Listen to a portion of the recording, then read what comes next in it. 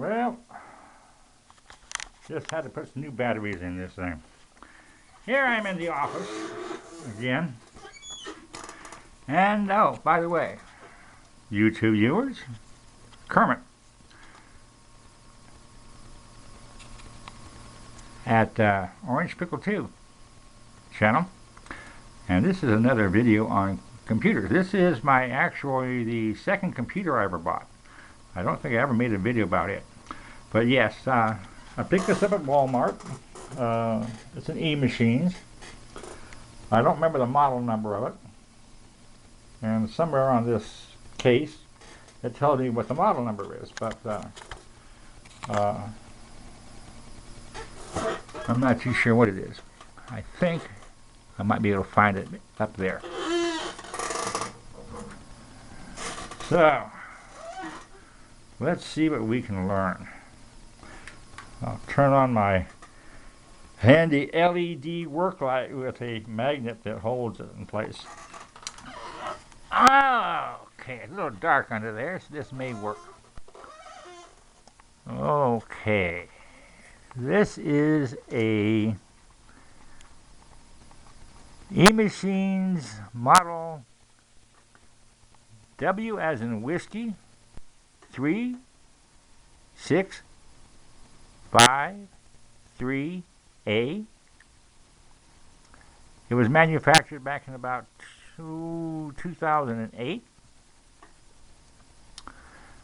At least that's when I bought it, was in 2008, and it had to be pretty close to 2008 because the motherboard, I'm not sure to say the motherboard, but the original hard drive in the thing, which I have in my hand, was made in 2008. This was one of those early SATA, or SATA, however you wish to pronounce it. 1.5 gigahertz speed Western Digital hard drives. 320 gigs.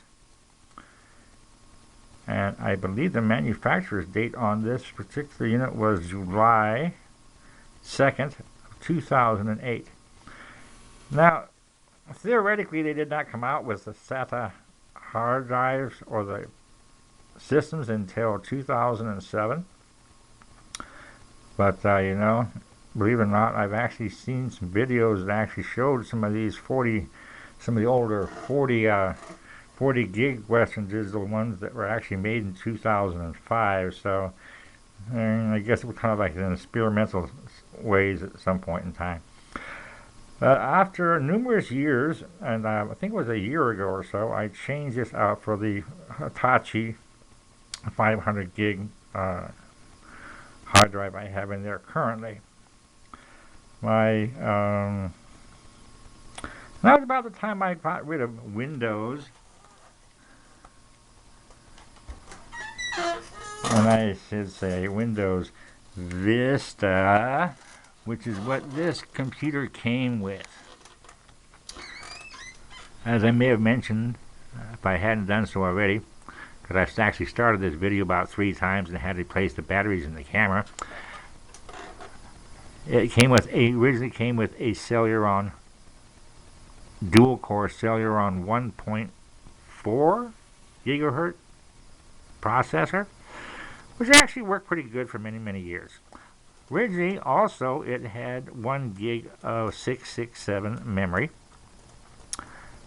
and I upgraded that memory to a 2nd gig chip, so it is at maxed out at 2 gigs, which is the maximum that the ECS motherboard will actually accept. And you can't put anything more than 2 gigs of memory in it. It's got 2 slots. Now, it does have a still functioning optical drive. Not too much dust in there. Here in El Paso, we have dust like you would not believe. There's nothing in this other expansion slot. There's only 1 optical drive there. But we do have a good selection of in the digital media manager. We can have CF cards, and we have things called SMC cards. I have no idea what those are. I have never used those. I only use the SD cards and occasionally my CF cards. And it has two front USB ports. As I mentioned earlier, I did take the original hard drive out and replaced it. It was starting to demonstrate that it had bad sectors. More and more and more of them under a Acronis disk monitor. And its ratings kind of fell down to like 50 based on, you know, the bad sectors, and also it was starting to have problems with the head, according to Acronis's monitoring stuff. The head seeking was becoming repetitious. And I have never used the front head microphone and headphones on this computer. What I did when I got this case, I got the computer table, and then being kind of a gadget-minded type of person, I decided I wanted to have speakers coming out, you know, use the speakers out the back of things. So I was at Walmart again, and that's where I got the computer at. And I think I got the desk at Office Max. I'm not too sure. But anyway, these speakers, you know, they're kind of built kind of strange, but they had these flat surfaces on them up here. And this is the one that has the amplifier in it and whatnot. And you can see I got a headset in here, which I hang on the side, and I can use it if I want to. And you know, it's got the microphone. But what I did was I ran a extension cord, which I drilled the plug or the extension cord here through here, and where's for the microphone side of it, and that runs down to the table, and then it goes plugs into the back end of the computer, and that's how I have my microphone and my headset set up. And I can always plug in the headset here if I wish to do so, in the headset jack. A lot of times I do not do so, and of course if I want to talk to somebody, say through chat, like I usually use Yahoo Instant Messenger, I can do so.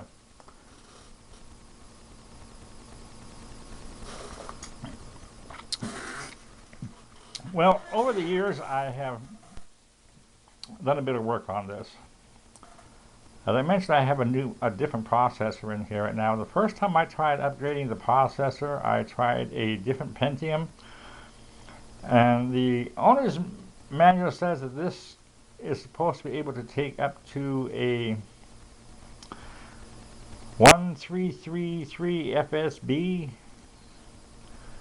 processor, a 1060 processor speed, I think it was, or a 800 processor speed. At any rate, I tried a Pentium processor that was, I think, a 1066 FSB, and that didn't work. All it did was make the fan spin real high speed, and it didn't even boot up. It just gave a black screen and made a whole bunch of noise, and I thought I was going to burn up the motherboard, so I had to shut it off and unplug it and put the old Celeron back in there again. And the next one I tried was a Core 2 Duo, which it also was supposed to be functional with it. Well, again, you know, I had the same problem with the thing. But one thing I really do like about this computer is Emachine actually has a very unusual ducting system on their heat sinks. It's actually a air cone mounted on the heatsink and the fan itself. Well, I found out where you can buy those things. And I actually have them on a couple other computers that I have here. In fact,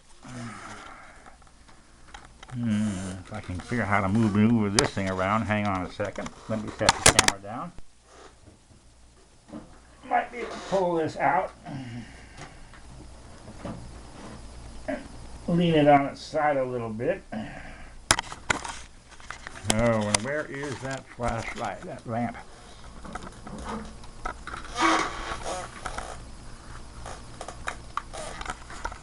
There. Yes. You can see how that cone works. Try to get the light behind things. It actually comes up and they are mounted in such a manner that the air cone comes up next to the side of the case, and of course air just flows right in through the side of the air hole there. It's supposed to be a fan mount on the side, and I didn't bother putting it on there. And it's a clear plastic case. Now, I bought about 5 of these things, and I can't remember the name of the company off the top of my head, but I really like those air cones. They're very efficient. Yeah. Getting back on track.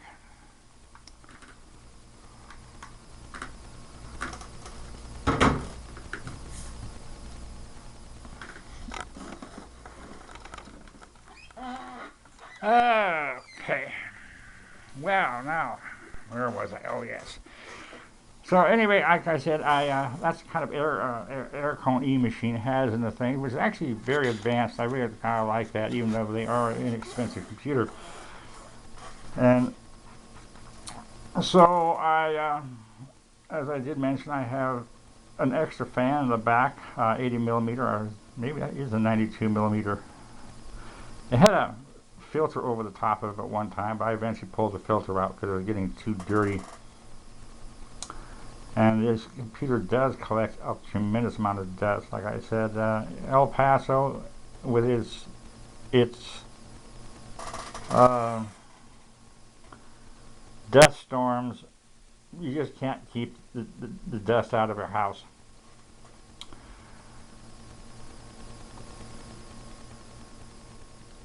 So, moving on. As I mentioned already, the hard drive. Now I'm going to give you guys a chance to see how well these speakers sound.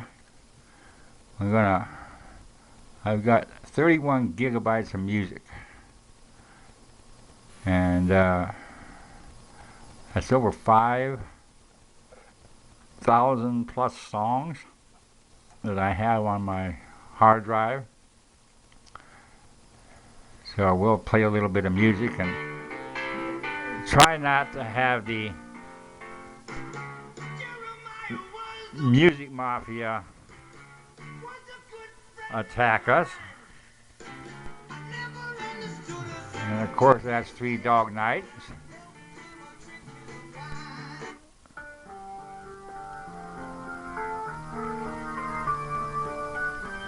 It's amazing, the sound separation, left and right speakers. Just an old-fashioned love song playing on the radio.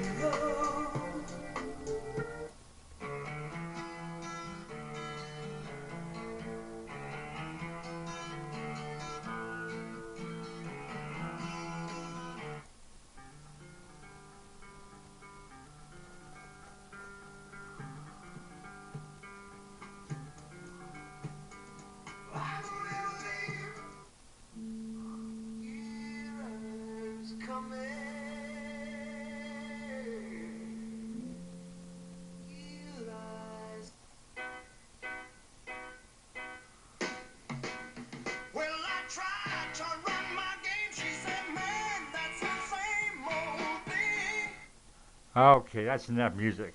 I love Three Dog Night. They're one of my favorite groups.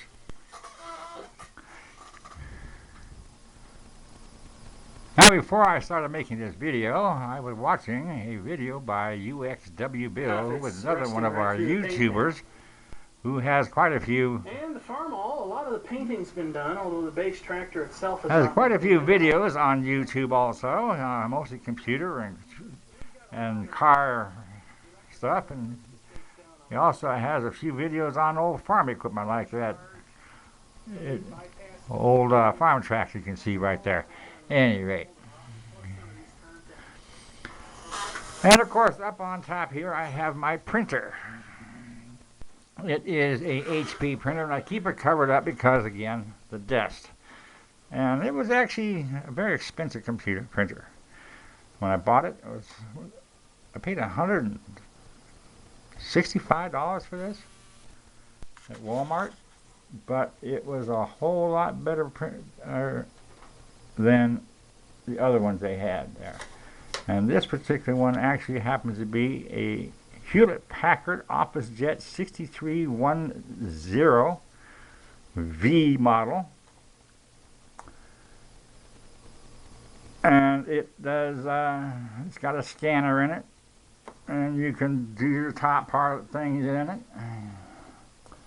And I actually have the owner's manual for it sitting right here in my hand. I'll put that back up on the shelf where it came from.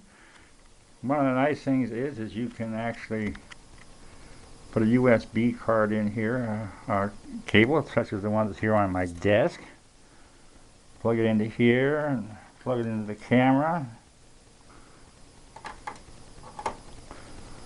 Plug the back end of it to the camera there with that special USB cord. And you can also use CF cards, SD cards, and I guess those extra super tiny ones, the XD cards. And you can actually do direct picture printing off of these here. The USB ports do not go back to the camera, the computer, but they do. You can do direct printing. And of course you have the scanner. And I can print with it. And one thing I do like about it is that the cartridges for this particular unit are what are they? 98s. Oh, there goes the phone. I'll probably have to take time out now and some life insurance company trying to tell me that I need life insurance. Yeah, we'll let the answer machine answer. Oh, they decided not to continue in their phone call, thank goodness. Well,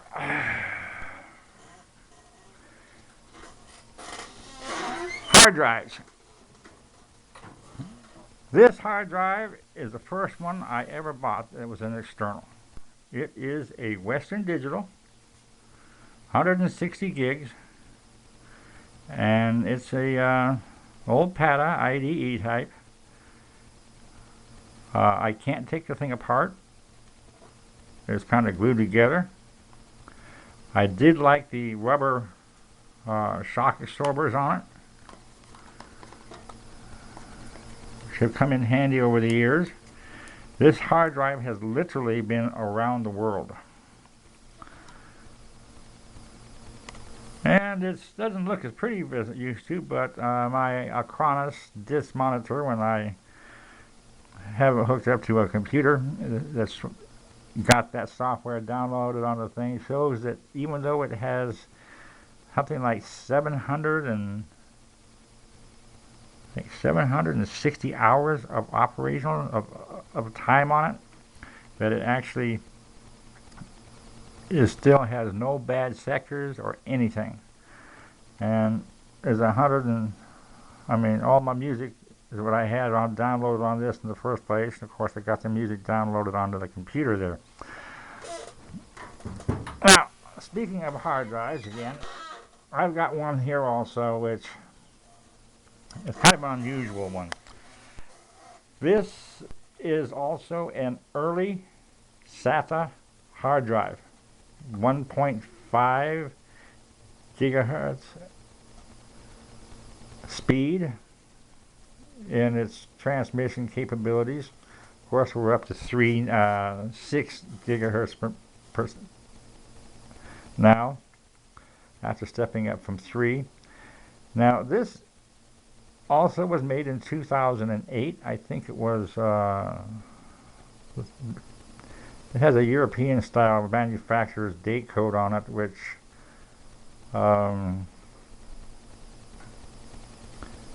indicates it was made in the 4th month of 2008.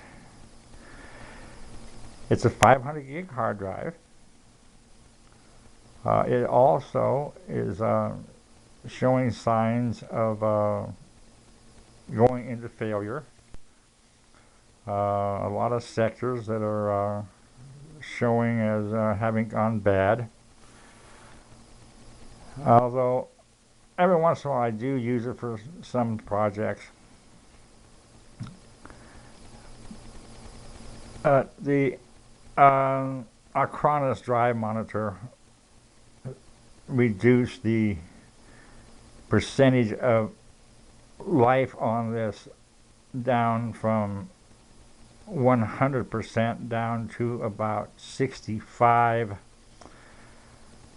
So I've been a little reluctant to use it, but it is one of the early SATA hard drives. Now, what's just interesting about it is this unit is a Maxtor, and it is the same numbers that Seagates have on them, which would be the 7200.11 series. This particular unit was made in Thailand. Well, the other Western Digital over there was made in Malaysia. Now, this has a very unusual designator. It's called a Diamond Max 22. And you know something? Even if I go with that model number and then I give them the serial number, I believe Seagate took over the Mac stores. I cannot find this hard drive listed under Mac Store or Seagate, as like it never existed.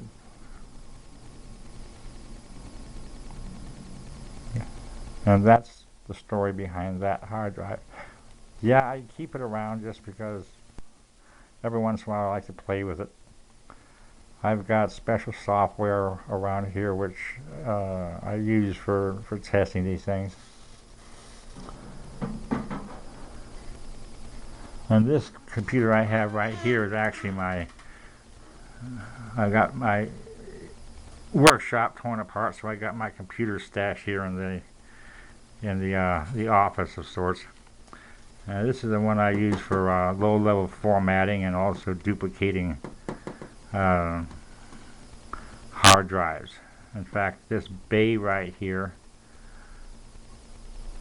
is actually for 2.5 SATA drives. I do have a slot cut in the side of the side panel here in which I can just run SATA and IDE cables out the side and hook the hard drives up externally if I choose to do so. For as far as cloning, I've got special cloning software which is on the Windows 7 operating system I have in here, and this particular case has got an Asus motherboard. I'm running a single core Celeron 1.8 gigahertz processor in this particular unit. I know it says Pentium on there, but I changed that out.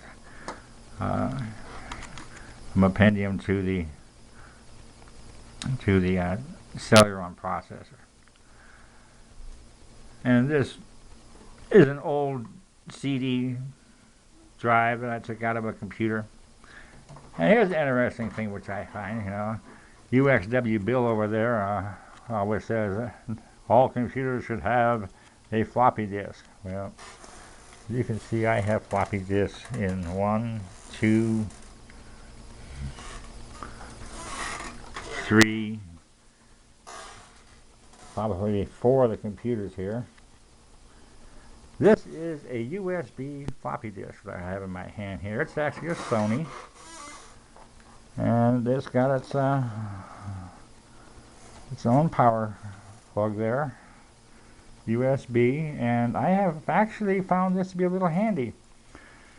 Been a time or two which I needed to have, I had computers that I worked on that other people had that did not have floppy drives, and I needed to do some work on them.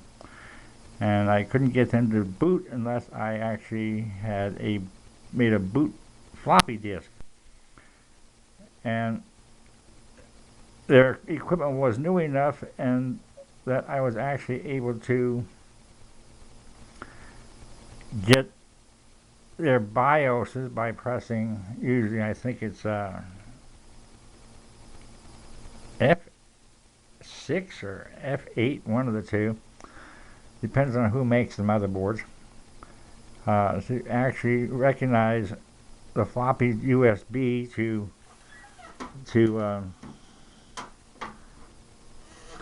so I could actually, use the floppy drive in USB form.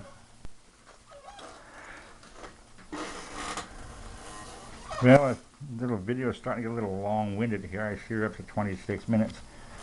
There's something else that I want to show you guys.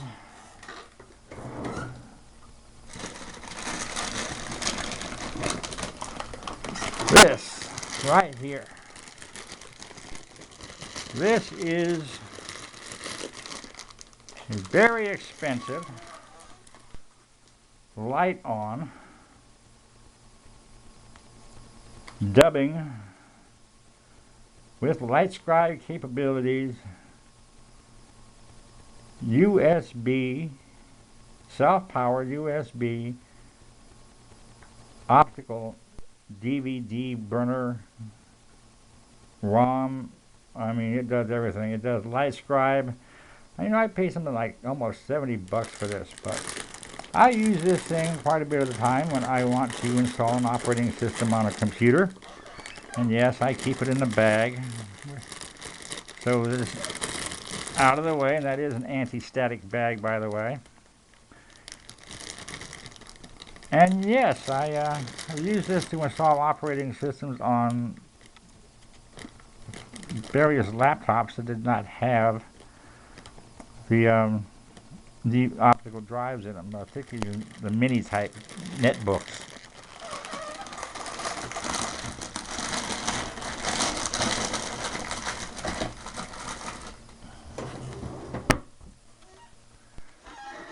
Well, I think it's time to conclude the video.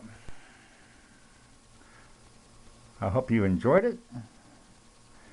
And by the way, I think I paid $380 for that little computer back in February of 2008, and it did come with this 17-inch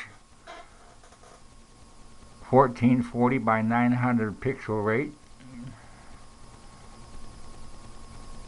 monitor,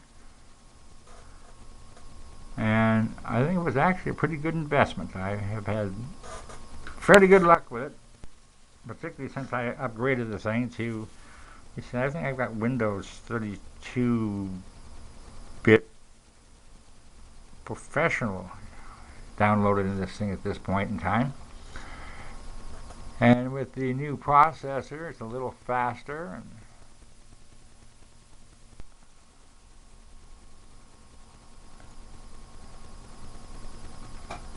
let's see, what's she doing in our performance things? Yeah, dual core. Your task manager is a very wonderful tool that you should learn how to use to be able to see what your computer is doing, particularly in Windows 7. It's a little more advanced, starting with Vista, Microsoft putting some more advanced Taskmaster in there above what they had for XP in 2000 and even in 98. I'm using 58% of my physical memory. Vista was a real hog as far as memory was concerned. I mean, when it only had 1 gig of memory in this computer, I mean, it was taking up something like 82% of the memory.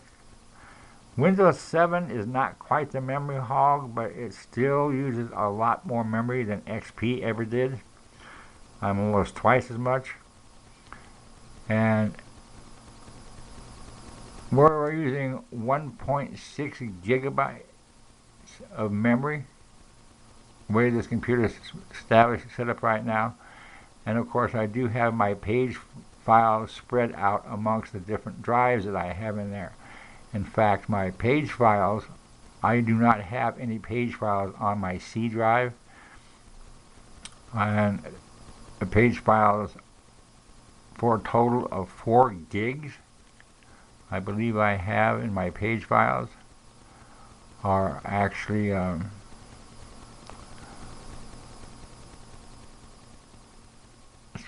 my D and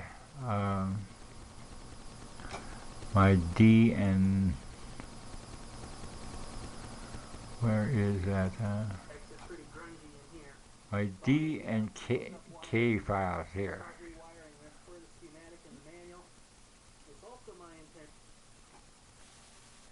Yes, my D and K files. I learned to do that because the guy that I learned how to fix computers from, who was a Microsoft certified engineer, and also the former head of the IT department for one of our major banks, Monty Russell, who wrote the book entitled Do It Yourself Computer Repair, said the best thing to do is to move your page files off your C drive and move your temp files and your TMP files off your C drive, because it makes the computer work faster and better, and that's what I do. And you have to do so. That's to my advantage.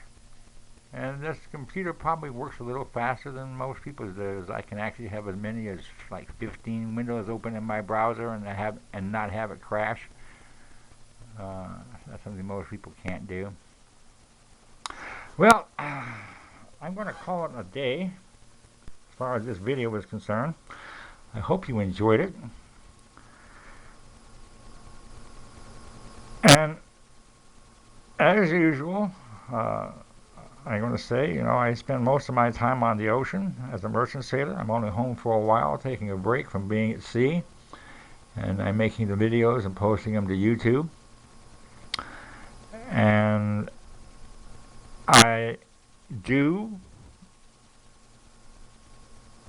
pay very close attention to any comments that I have. And if you are a hater, don't bother posting any my comments, because I do check every comment, and I will not post your comment if you are a hater, and if you like to use foul language, I will not post your comments.